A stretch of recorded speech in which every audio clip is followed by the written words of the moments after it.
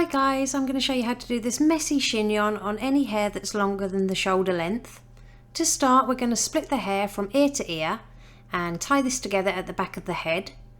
Create a hole above that elastic band, pop your fingers through and then pull that ponytail all the way through the hole to create a twist.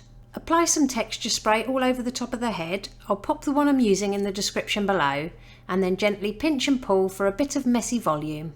Next, tie another elastic band about shoulder height, but don't pull the ends all the way through.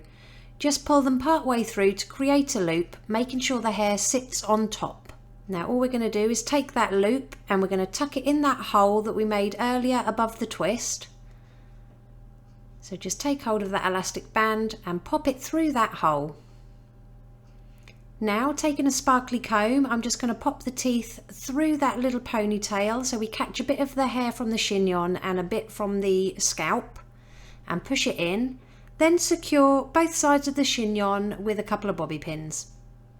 And it really is that simple. Here's the finished look. If you liked it, please give it a thumbs up and don't forget to subscribe for more tutorials.